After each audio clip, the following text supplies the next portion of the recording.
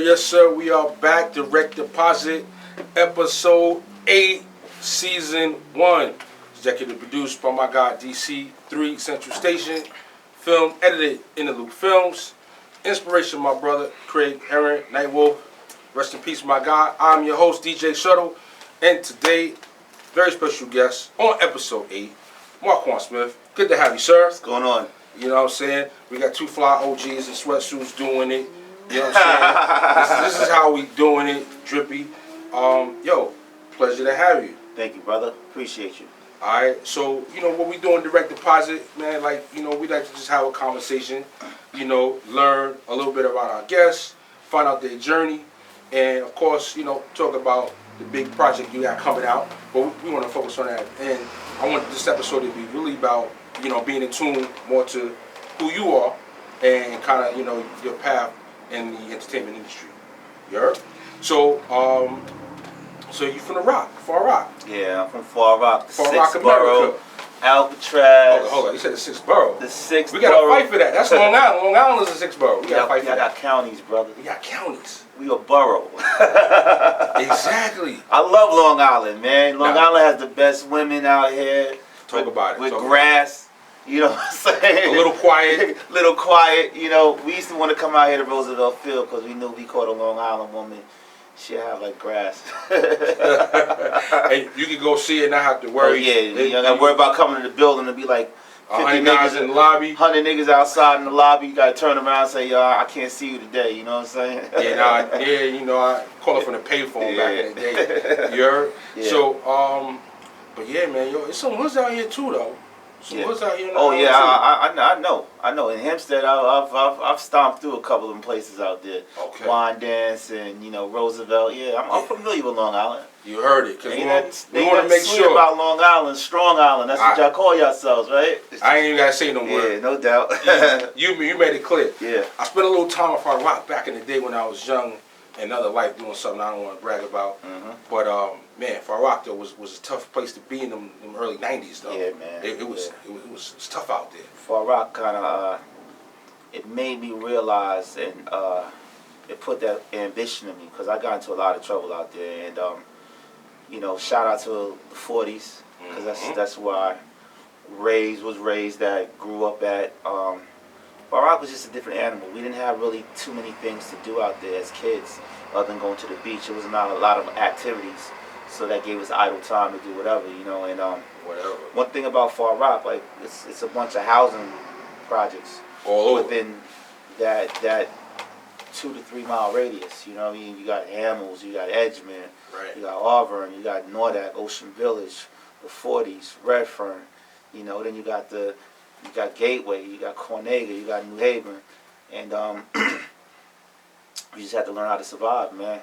That's definitely the way the guys I know from the Rock explained it. Like, you got to be a cowboy, or you gonna be food. Yeah, absolutely. So just like tell me a little bit about like your personal experience, though, like how you kind of get and dived and moved to not succumb to some of the trouble and move forward.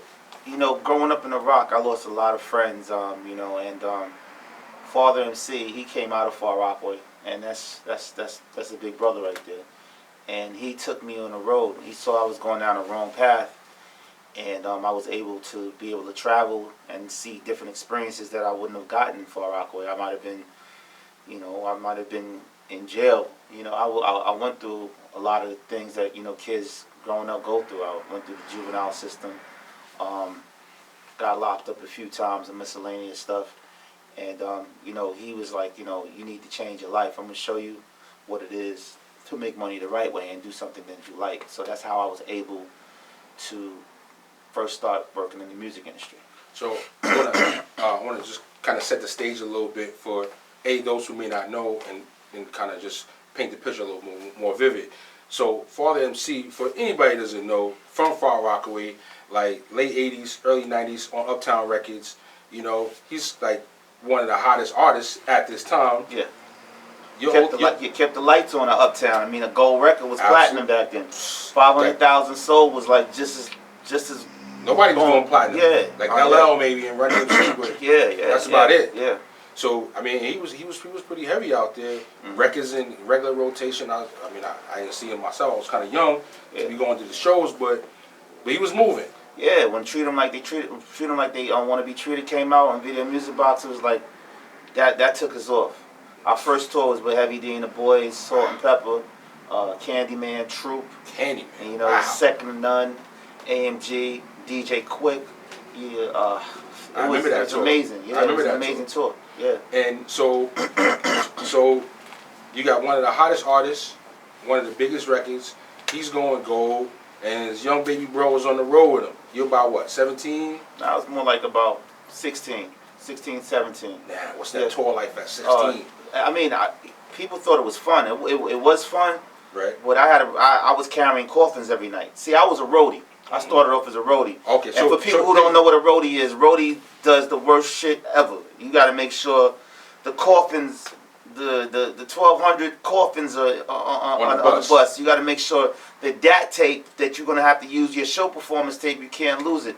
So you know, while everybody was at the after parties with the women and stuff like that, I was doing what I had to do. You know, I was a roadie for Father. Tupac was one of my good friends. He was a roadie for Digital Underground. Absolutely. And Tretch was a roadie for Latifah. Absolutely, I know that story. Yeah. So, alright, so this just changed my whole vision of your tour experience as a teenager. Yeah. I'm thinking you living a life, but they actually put you to work. Nah, I had to graduate. I graduated in the steps. So I started off as a roadie. Then I started off after the roadie. I was able to go on stage and became a hype man. Right. Because I always was into music and television. So I became Father's hype man for the rest of the tour. And that's due to Puffy. Puffy came on the tour bus and was like, yo, you need your brother on stage because I love his energy.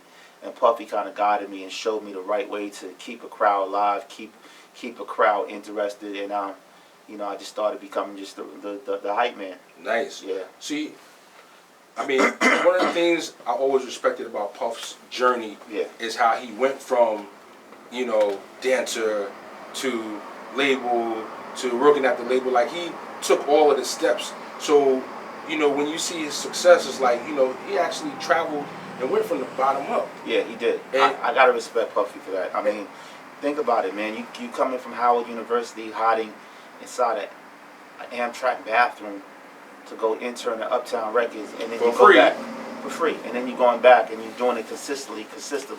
I mean, if that's not drive and that's not ambition, I don't know what to say.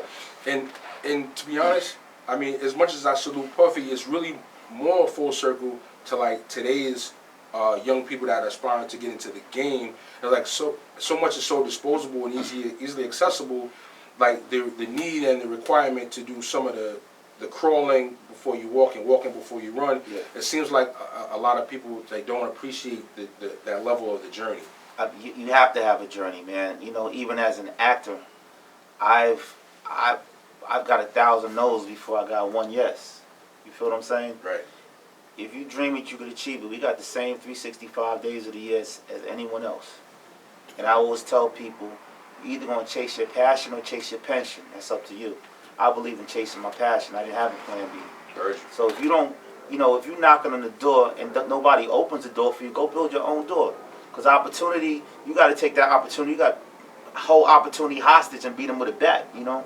Because nobody's going to give it to you, especially in this industry. Because it's such a competitive industry. Right. So if you're easily hurt, if you don't have thick skin, it's not for you. That's a super fact. So you go from roadie to tour hype man, and then you decide to go to college.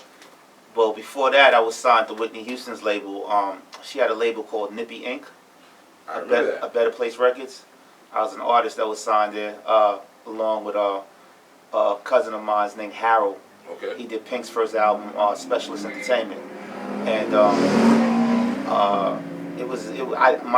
my stuff never came out. Sunday, she had a group named Sunday they were under a lecture with Sylvia Rowan, but I started off trying to rap, you know, and I had my brother was more the ladies' man. I was more of on the street edge, right, with a little bit of the R&B flavor to it. And then I went away to college. You know, I just didn't want to come back to the neighborhood. I didn't want to get in trouble. I just went away to school. I always had love for basketball, so I went away to Sullivan County Community College, and that's a JUCO. So I played ball up there. I redshirted for a little while, and then went to Morgan, and then I ended up working at BET. Nice.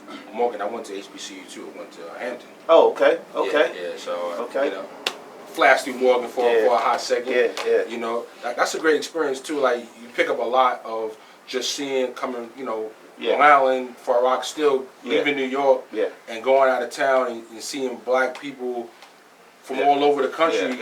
You know, that's a whole different experience. When I was going to the HBCUs, like to Howard Homecoming at Right. 16, 17 with Puff and Marky D, and because Puff used to throw these dope parties at Howard Homecoming. We were going down to Virginia Beach to the Greek Fest. You know what I'm saying? We were going to Philly Greek Fest. Y'all think y'all having fun right now? If you don't know about that, yeah, your fun might be a little different. Yeah, so you know, I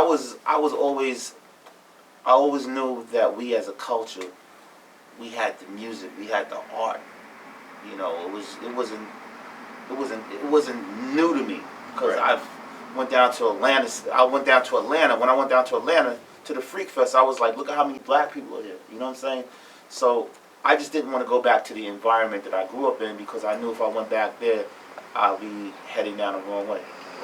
So your interest or your decision is to move into acting came when? And I was acting since I was 12, but I never got the opportunity to be able to really master my craft, or the opportunity wasn't given to me. You know, I had little bit parts, you know, like Juice, shout out to Ernest Dickinson, Poetic Justice, you know, when I was in LA with Pop, you know, but I didn't have juicy parts. I was more like a day player or an extra, but I love being on set. I love the way it felt. I'm a creative person at heart, so anytime I can be in front of the camera or become that curator for that creation, it just makes me, it's something inside of me that just moves me. I love to see people smile. I love to see people laugh, cry, you know, and acting was the way to become someone that you're not right now. You know what I mean? Right. So now, as you're like enjoying TV and film, and like having this desired interest to possibly get involved, and maybe even very early in your career, who, if any, were some of the ones you looked at and said, "Yo, wow, he's amazing, she's amazing. Let me see what they're doing, and what can I pick from them to add to myself?" See, what put it like this. What gravitated to me was, I could put me in a dark room. I used to watch movies like Rebel Without a Cause, on the waterfront, down these main streets, West Side Story. I wasn't watching like, you know, like Breaking, things of that sort that your normal kid my age was. I like to study the craft. Like, I could tell you one of my favorite movies is Once Upon a Time in America. Sergio Leone. I could tell you Sergio Leone, how he directs the camera, the way the camera is, the color correction of the film. I could look at Martin Scorsese or Francis Coppola or Guy Ritchie. You know, I love to embody and it just absorb just the way that film is and storytelling. That's pretty amazing. I know, like, myself in comparison, when I was a kid, like, I listened to Mr. Magic, and I always envisioned myself being the person doing the interview. And here we are, right? Absolutely. And you know, but I guess that was a little bit more common because, you know, young black kid, New York City, rap music. But a young teenager, if you will, you know, watching film and movies, locked in to things like that, not as common. Like, what would you think? It was something just to watch a movie and you can just envision being there, like you're escaping your environment. I'm escaping the gunshots. I'm escaping death. I'm escaping all of that stuff. I'm just in this dark room watching a movie, imagining myself on that screen, looking to see how the director does a shot. You know, it was just me putting myself in a different place. You know what I mean? Feel you. So you mentioned after Morgan State and turning up there for a couple of years, having fun. Yeah. You moved on to BET shortly Yeah. after that. Yeah. And you started in BET what year?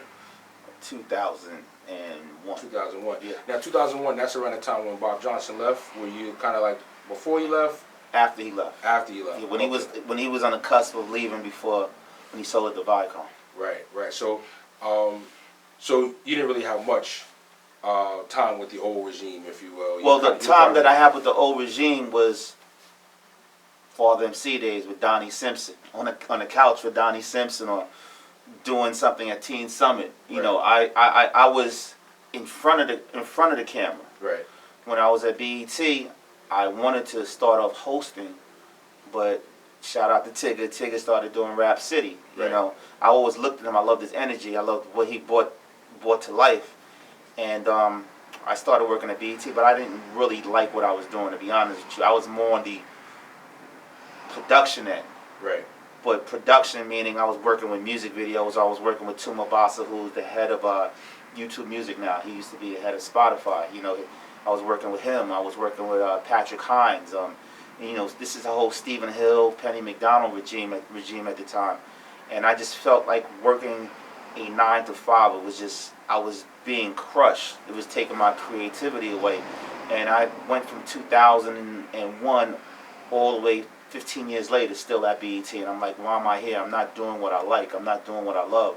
And I'm not here to bash BET, because in a way I've learned a lot from working at BET, but it wasn't something that I was really happy about. You feel what I'm saying? I just felt myself as a creator, I was better than working in a dark room just punching buttons. You know, I didn't feel like I was pushing myself creatively, and I left in 2016. So I know you were doing a few other things though while you were there, probably to kind of quench the I was constantly creating projects. I mean, I knew I had what it took because I was offered numerous contracts at BET for projects that I was creating. You know what I'm saying? I was in a reality show which was way before the whole Love and Hip Hop. So I was in a show called Let's Talk About Pep. I played a suitor for Pep's best friend, Kitty. And I ended up being in about 4 or 5 episodes because they really liked my personality. They like you because you was playing with them toes. Yo, come on, bro. Like, come on, man. Interview over, man. I know the story. I know the story. Yeah. So, you know. Yeah. But, you know, to be honest with you, we could get that out. But let me tell you something on a reality show, what they do, all right? Yeah, let's hear it. They put you in a room. They tell you can drink whatever you want to drink, eat whatever you want to eat. So imagine you at Philippe Child's, and they saying, eat whatever you want to eat. Get that 1738. Turn up, drink. And you know how black motherfuckers do. They like to eat. They like to drink. You saying there's an open bar, you going to drink. And then the cameras come on. Then the cameras come on. And then you see the shenanigans that happens. You know what I'm saying? Right. Then I go to Sin City that night, and I'm drinking again. And it's like, oh shit, I'm in a coma. And before you know it, they get the best out of you. That's what happens. So, but trust me, when you see the girl on Real Housewives of Nigeria throw something in somebody's face, it's because of what she was drinking before or whatever like that. It just doesn't happen like that. You know what I'm saying? No, so trust me. Of course. So working with BET, you had a chance to do a lot of projects. It sounds like you know you're able to curate some stuff, but not really to the extent that you really wanted to. Yeah, I felt like I wasn't being pushed creative-wise, and just got tired of it, and I just got tired of the no's, to be honest with you. And sometimes you can work in an environment where you know there's a ceiling, there's a glass ceiling. They'll let you look and see, but they'll let you know that you're not going past that. So it was time, you know, everybody has a time in their life when it's just like, you know what, you either going to get off the pot, or you just want to sit there and just complain. And I'm not a complainer. I'm a Scorpio. We're going to go out there. We're going to go out there and get it by any means necessary. And like you said, it's not really like a bash against BET. No, it's not. It's not a bad. It's about you to make the decision what you want to do. Some people like that. I mean, some people like to get in that hamster wheel. They like to get up in the morning. They like their boss to tell them when to take a smoke break, when to eat lunch, and when to leave and go home. You know, I was never that type of person. You know, I don't want to call and say, hopefully my boss will let me stay home today because I have a bad cold. Can I stay home because I have a cold? Like that? as a grown man, it didn't resonate well with me. You know what I'm saying? You know, you have to take control of your life. Certain people don't mind that. You know, I didn't want to wake up on Sunday dreading to go to work on Monday. You feel what I'm saying? Nice. Now, when you live like that, that's not living. You just surviving to live. You know what I'm saying? Yeah. So I feel that you have to create your own destiny. So I had to create my own platform. Nice. So so talk to me about what's next after leaving BET. After BET, man, it was kind of like a wake-up call. You realize that all your friends or all your colleagues that you work with, the phone stopped ringing, people aren't checking on you. It was something that I needed. You feel what I'm saying? Because now you realize that some of these people weren't really your friends. They were just your job friends, but they weren't friends. I tell people all the time, you can have 5,000 Facebook friends and only 2 people show up to your funeral.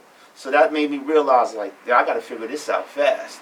Word. You know, and I had a couple of projects. I had one project that I was passionate about that I was working on for 18 years, and it was Bumpy Johnson. And you know, I love BET. I was working there for 16 years. They gave me $4,000 severance. And Wow. $4,000 you can run through, like, you know, $4,000 severance package. That's a month. You know what I'm saying? For 16 years of service, right? So I had to figure out what I wanted to do and where I needed to go real fast. Heard you. So, wow. I mean, I was at a quote unquote regular job. You got more than that. So. Yeah. But in any event, so you had this story you holding on to for so many years. I mean, like, Bump J is legendary. What is it about his story that made you, I guess, that resonated with you or had you so compelled to want to do it? There was a young lady by the name of Margaret Johnson. Margaret Johnson is like my godmother. Okay. She lived in Lenox Terrace. Myself and Margaret have known each other since 99, 2000. And I used to go to her house on Sundays, and she used to tell me these magical stories about Harlem in the 60s. She'll tell me about walking down the street and hearing Sam Cooke's voice coming out of transistor radio, or seeing Nat King Cole getting a haircut at Sugar Ray Robinson's barbershop, or going past the Apollo and seeing James Brown's name in the marquee. And then she used to tell me these legendary stories about her grandfather, who was Ellsworth Raymond Johnson. Now, Bumpy raised Margaret like his daughter, but that was really his granddaughter. And I made her a promise that I would get the story done. So that's how the interest of Bumpy Johnson actually happened. I knew about Bumpy from watching the Cotton Club. I knew about Bumpy from the Escape from Alcatraz stories. I knew about Bumpy from Hoodlum. Right. You know, people might have saw Clarence Williams play him in American Gangster. Yep. He didn't die in an appliance store like with Sony put in the movie. But the stories she used to tell me, I used to sit down in her apartment. Her apartment was like a museum, and it'll be his chessboard. It'll be pictures of him, and you know, I used to just soak it up. And she just said she wanted the real story about her father to be told, and I made her a promise that I was going to get it done. Right. So this is real personal. Yeah, this is personal. This is personal. And when you like going in this space, and you have these artifacts or these historical things that he's left behind, that energy is just in the room, right? And you know, I used to go see her all the time. She entrusted me. She was like, Mark, we need to get this done because I'm not going to be here that much longer, and I just want the story to be told. She passed away in 2016, December 2016, and you know, that was just like a mission for me to get this story told for this lady because I made her a promise, and she was a wonderful lady, mean but wonderful. You know what I'm saying? So typically, when you're doing, you know, a film or a series based on a life story, or based on an individual, like having that cosign, that blessing for the family is always, you know, a challenging, you know, aspect of it. Well, what it is you got to remember when you're doing a story on someone, it's called public domain. Right. So you can go out there and do a story about anybody. You feel what I'm saying? It doesn't hold up. You know, unless it's a musician and you're using their IP, meaning their music or something like that. But if you're in public domain, anybody can tell a story about that person. But having Margaret co-sign and she met everyone. That's that's the best thing while she was alive. She met the writer. She met my other executive producer. My other executive producer. You know, she met Nina Yang Bon Jovi, Forrest's manager. I mean, Forrest's production partner. You know what I'm saying? She met Joanne Colano, which is Forrest's manager. So she got to meet all the people that were going to tell the story of her father. Right. So it wasn't like, okay, let me just run with it and go tell it. I wanted to make sure they all came and met her more than once and spoke to her. And she said, these are the people I want to go about getting it done. So she was comfortable. Yep. You know, the business team is feeling comfortable as well. Yeah. So, you know, even with her passing, everything's already been T's Yeah, crossed and I's dotted. But like I said, you know, you can go make a movie about But it makes a difference. Obama. Yeah, it does. Yeah, it does make a difference. But you could go make a movie about Obama. You feel what I'm saying? Right. But I wanted her to meet the people that wanted to tell her story. And that's when she co-signed and said, Mark, let's get this done. Let's make it happen. So now, I mean, with her passing, obviously, I'm sure that just turned up the volume and your inspiration and your commitment to get it done. Yeah, well, it did. Well, we were in the process of getting it done while she was alive. Right. You know, we were writing scripts, and I'm not a writer. I'm more of a curator and creator. We package it up the right way. So, Forrest Whitaker is like my big brother. He's been very inspirational and helpful to me. And he said, Mark, we're gonna get this project done. We're gonna get this project done. And I tell people out there, like, you know, whoever your listeners are listening to right now, that it's not easy to get a TV show sold. This is not a, yo, I got a dope show, let's get it done. Because there's millions of TV shows that come out every day or they try to get greenlit and it doesn't get picked up. Trust me. New York Undercover, that's Dick Wolf's show, did not get picked up. But 50 Show got picked up on ABC.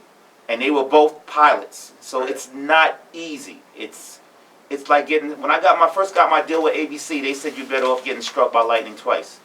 Because first of all, I'm telling a black narrative. Right. That's the first strike against me right now. Foreign sales, nobody watches black content. What about Black Panther? That's just an anomaly. That's the first hurdle. Then you tell them a story about crime. Second hurdle. Right. You know what I mean? So it's not a walk in the park. Trust me, it's not. First hurdle is, to me, is you're a black man pitching the story. Absolutely. Because if it's a white person pitching it, who knows? They might say, "Oh yeah, Jim, it looks good." But you know, I don't use that narrative anymore because we as people listen to our stories. So I don't use the like, I'm a black man. It's the story is black. You know what I'm saying? It's not about me being black because you know what I'm saying. I could go tell it's the story is black. You feel what I'm saying? We went to networks and we got turned down. You know, but Epics believed in us because they love the story. They love the narrative. And I tell people, you have to tell a story, what I call a fog cutter. A story that's going to cut through the fog. There's a Malcolm X Boulevard in every hood. There's a Martin Luther King Boulevard in every hood. There's an Alpo in every hood. Just because I got gangsters in Far Rockaway, you got gangsters in Long Island. But what is the story that separates your life from this person's life?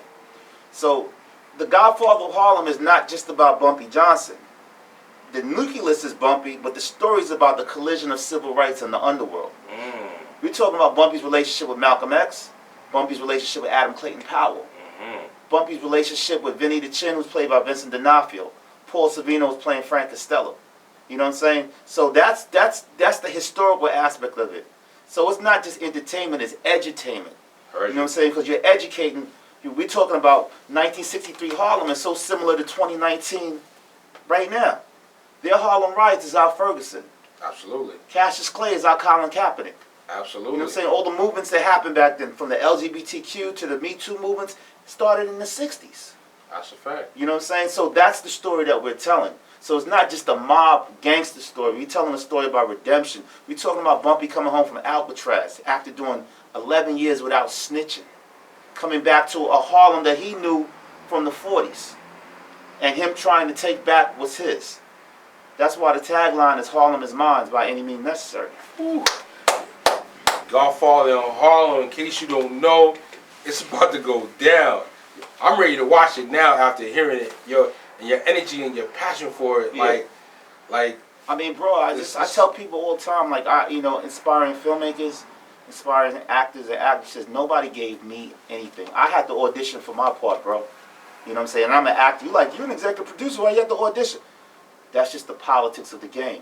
But it also makes me strong and said no one's given anything to me at all. And You know? what role do you play? I play a character by the name of Junie Bird. Junie Bird was actually younger than Bumpy, and Bumpy died in his arms in 1968. Got you. Yeah. All right. Well, I don't want to spoil nothing. Yeah. I don't want to spoil nothing. When is the series going to debut? September 29th, 10 o'clock on Epix, EPIX. And it's in 300 million households of people on this. I had so many people say, what is Epix? Epix is a dope premium cable channel network that is playing for real. Our show is about 55 million. You feel what I'm saying? Like, we have quality. John Ridley directed it from 12 Years of a Slave. Guillermo Navarro is the DP from Pan's Labyrinth. Chris Brancato, who created the TV show Narcos, wrote it. We have Swiss Beats as the executive music producer. Whew. And we're bringing the music, and I can't forget about Swiss and Grady. Those are my guys. And Swiss did an amazing job with the music, where we bring contemporary music of now with the music of the past. So you'll hear Rick Ross, you'll hear DMX, but you'll hear Sam Cooke on Martha and the Vandellas. You know what I'm saying? Or Jimmy Roselli. Because I call this a tale of three cities, because you're literally talking about East Harlem, Spanish Harlem, and West Harlem with the African Americans. Nah, this is gonna be quite a story. Yeah. So what's the deal? We in for one season? Like, right now it's 10 episodes. Okay. God willing, we do well, which we think we will. We'll be back for season 2, and every season is a year. So the first season is 1963. So you're gonna see Malcolm X and his challenges with Elijah Muhammad, that's played by Clifton Davis. Nah, this has got layers. Yeah. This has got layers. I'm excited, man. I'm excited. This is like, we need something different. Yeah. We need something different like this, and typically with a story like this. This genre's for everybody. If you want to see, power. Right.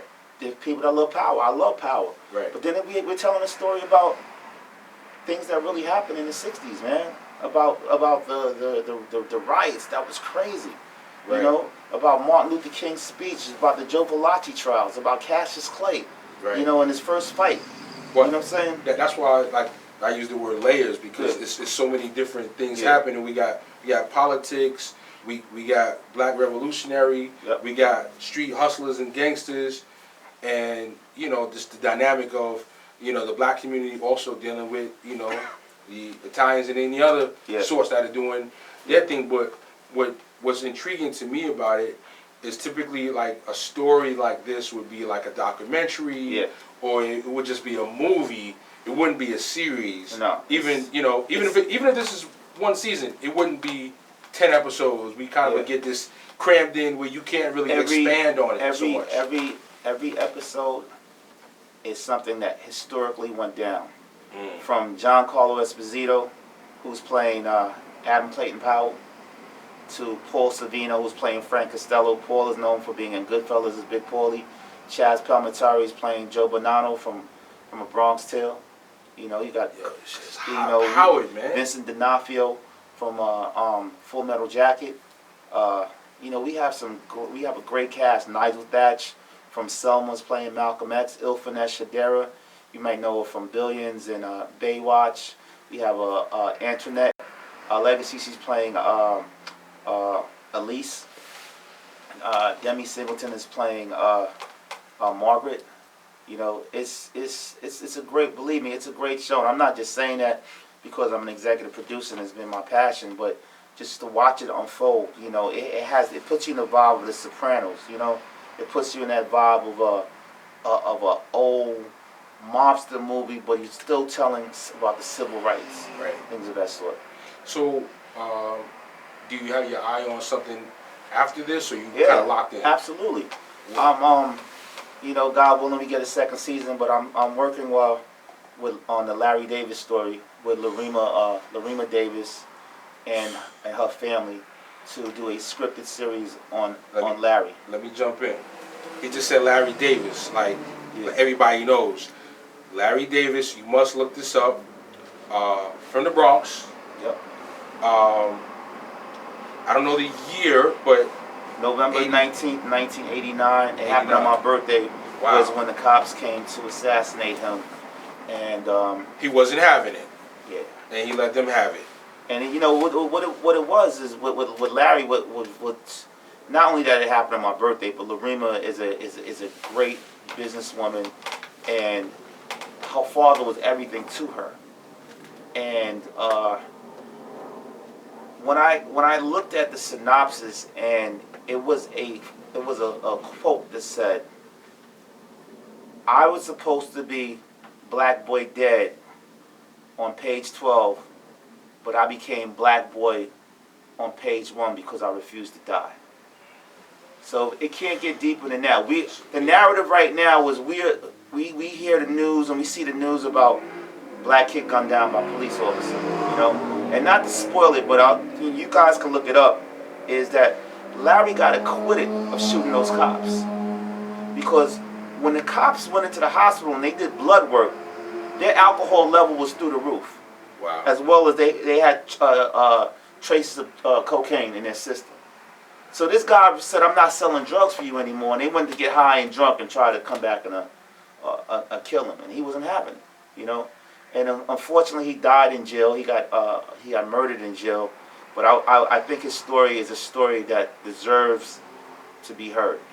Yeah, because we didn't have the social media outlets then that we do now. Yeah, absolutely. And like even a few points that you just mentioned about him, I didn't even know. Yeah. And I was, young enough to be in the loop with it when it happened, but old enough to know what was happening at that time, but didn't know all those details. Yep. So, just to kind of paint the picture of what happens full circle, in our community and the struggles with the police department. Yeah. I think that's going to be a great story. So, how far are you along in that process? Well, we're going to do a feature doc. I can't really say the company right now, but we're in the process of getting that done, and then we're going to do the scripted part. And he has some wonderful journals that he actually wrote while he was incarcerated, and that's a possibility of getting those published as well, so people can actually visually read and absorb his thoughts and his emotions from being incarcerated. Wow, this is amazing.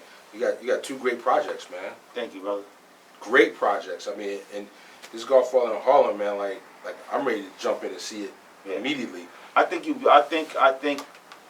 when you see it, it's gonna bring a lot of emotion and awareness of how we were treated. I've heard stories from Margaret where she told me a black person couldn't even buy a hat in Harlem in the 60s without having to put a shower cap on their head to try a hat on. Harlem wasn't owned by, didn't have a lot of black businesses back then. It was owned by white people. And you would think Harlem, but Harlem was, everybody were workers. A lot of people were just workers. Right. And Bumpy, I'm not telling a story to glorify Bumpy, because Bumpy also destroyed the community. But he was a man torn, fighting for redemption, and that's what I want to show. I mean, it's not right that you sell drugs and send a bunch of kids to Great Adventure off your drug money. I'm not saying that's correct. It's up for you to decide. But you will see how he's trying to transform it, how he's trying to learn from Malcolm, how he sees things, and how he has to fight. Bumpy Johnson paid for Malcolm X's funeral. A lot of people don't know that. I'm sure they don't. He went to every vendor in Harlem and made them contribute to that man's funeral. Bumpy offered Malcolm his protection. Malcolm denied it because he said, "If I take your protection, my followers are going to look at me like I'm in partners with a gangster." You know what I mean? So Bumpy had good qualities. It was legends that he beat Bobby Fischer in chess. Wow. The great Bobby Fischer. Bumpy was a thinker. He read Shakespeare. He read Nietzsche.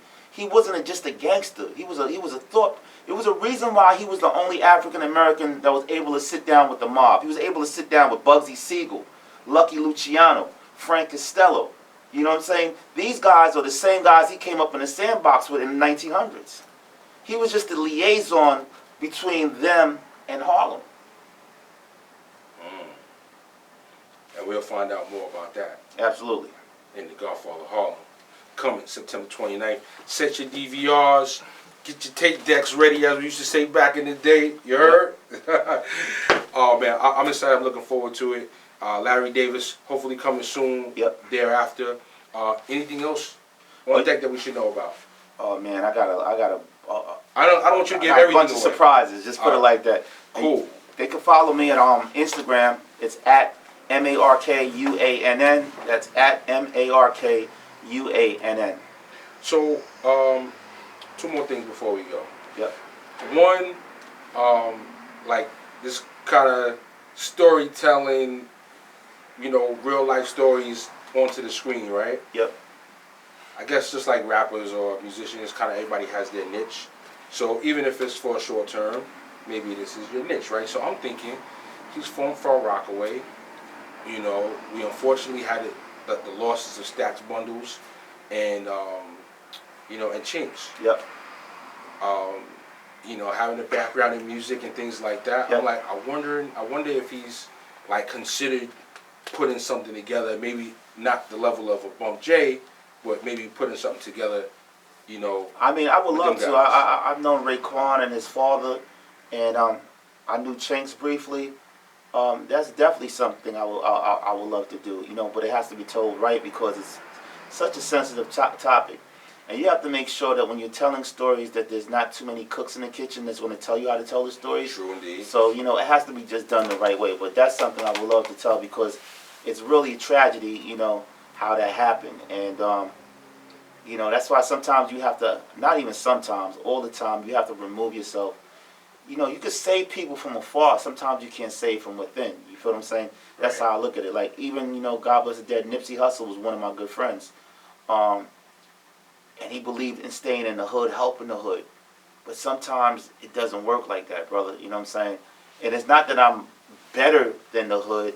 It's just that I know how to remove myself from that environment because everybody does not have the best wishes for you.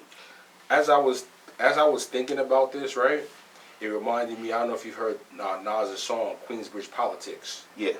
I don't know if you know Mike Mills, Far Rock Mills from the Rock. Yeah, he's a good friend of mine too. I like Mike. Yeah. Yeah. So he's somebody like I've known for almost 20 years. Yeah. And I've DJed for and everything, right? So in talking to him like over the years about all this stuff, it just kind of in my mind I'm thinking Queensbridge Politics Nas with Far Rock Politics. Yeah. Like if you don't tell this story right, like you might as well put a gun to your head. Yeah, it's not. Yeah, it wouldn't even be worth it. It's because you know what? It's so many people. That's gonna have. It's so many people that have seen it this way. No, what happened this way? No, what happened this way? What happened that way? And it's just like to get it right. you never be able to get it right. It has to be one person like to lead and say, okay, I'm gonna follow you. You feel what I'm saying? But when everybody talks over everybody, it never happens. It's a bunch of confusion. You know what I'm saying? And that's one thing when people see confusion, they tend to shy away. Of course. And you're going to get nothing done. Nothing done. Yep. You can't invite everybody to your party, brother. You know what I'm saying? And that's how it is. That's how it is.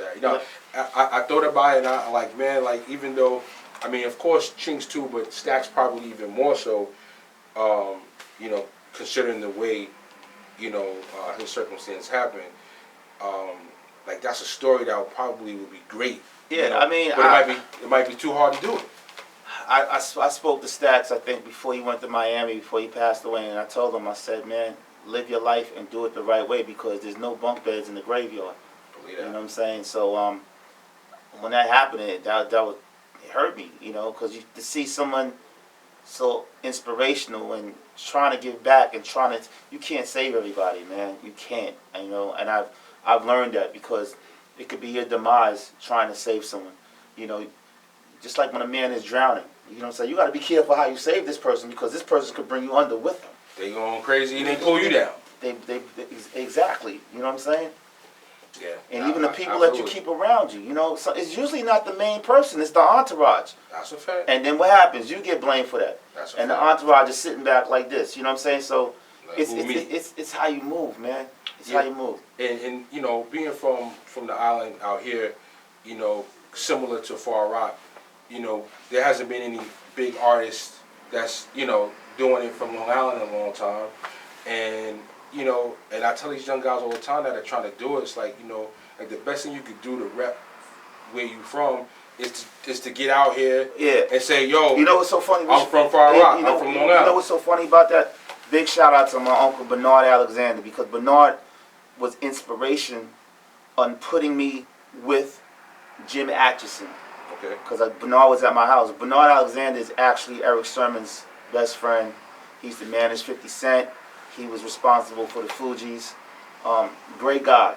Great guy. And he was the inspiration when I was sitting on my couch. I was like, yo, I got to get this story done. And, you know, he has a wealth of Rolodex. And he put me in contact with James Atchison. So I just wanted to say that. But also, EPMD came from Long Island. Public Enemy came from Long Island. You guys have... Legacy's long. Legacies is long, you know what I'm saying? But more recently, Yeah. you know, that's kind of like, Yeah. you know what I'm saying? Yeah. But since 2005, what's happened? Yeah. Not really much. But that being said, lastly, before I let you go, like you're doing some amazing behind the camera work, executive producing this amazing project. Yeah. For any artist, any aspiring actor, any aspiring behind the scenes person, what type of suggestions, advice, tips? I tell you this. Would you give? Never give up. Mm-hmm. Never give up. Keep the naysayers away from you. Keep the dream killers away from you. Don't expect it to happen today, tomorrow, even 3 years from now. Don't limit yourself. Always manage your expectations, but never give up. Because to me, you know, I'd rather be dead if I can't create. Because I'm a creator at heart. You know, I don't live within, I color outside the lines. Right. I don't stay inside the lines. So if you want to make it happen, don't expect anybody to give you anything. You got to go out there and get it yourself. You know, you can run up on people because nobody gave me an opportunity. So when someone asks me, I can just give you the knowledge that I know because I'm still building my legacy. Absolutely. You feel what I'm saying? Nobody handed me anything like no one handed you anything. You know what I'm saying? You had to go out there. You had to go out there and get it. So anybody out there, man, you just got to go out there. You got to grind. You have to align yourself with real people. If you have to do PA work on sets or whatever like that, just to learn because that saying the game is to be sold, not told, is so true. Mm-hmm. Yeah, you got to get in. You got to get in the game. However you get in there, learn what you need to learn. What's the saying? You can't pour from an empty jug. Absolutely. You know what I'm saying? Like, so I tell anybody, never give up on your dreams. Don't expect anything or handouts from anybody. So that was the last thing, but to follow up on that, I've been always a believer of having mentors and having someone kind of like a go-to, a career consigliere, if you will. Yeah. Have you had someone that's been part of your journey in that capacity, or not really? Well, Bernard Alexander, like I said, has always been, to me, the OG, you know. And I've always talked to him about, and he's always picked up the phone for me. That's my family for real. So I would say Bernard Alexander, and then Forrest has become like a inspiration to me. That's my big brother. I could talk to him at night about, you know, it's just not just about business. It could be about anything, you know, a football game or what's happening in life and things of that sort. You know, he's in London right now, and yeah. Well, that's what it is, man. You heard it from the young film TV OG right here. Markuann, Far Rock is here, Long Island is here, direct deposit. I want to thank you again for taking the time out your busy schedule to chop up with us. Now we know a little bit more about you, actually a lot more. And we got the word, September 29th. 10 o'clock. 10 p.m. Get your tape decks ready. On Epix, EPIX. EPIX. Get tuned in, get locked in. Don't miss the premiere episode. They still got tape decks? Nah, you know, I'm just trying to get their mind right. I'm trying to get their mind I'm right. like, yo, they still got tape decks, bro? I got some old cassette tapes from Mr. Magic, Marley Okay, Marl, got you. Awesome 2. Yeah. I got them, you know, my DJ Shuttle Yeah, archives. yeah. You know what I'm saying? But you heard it here, Direct Deposit, episode 8. Markuann, he told you what's going down. Godfather in Harlem, man. It's going to be 10 episodes. It's going to be amazing. Be inspired, man. Get the true story behind the story. And Direct Deposit. We out.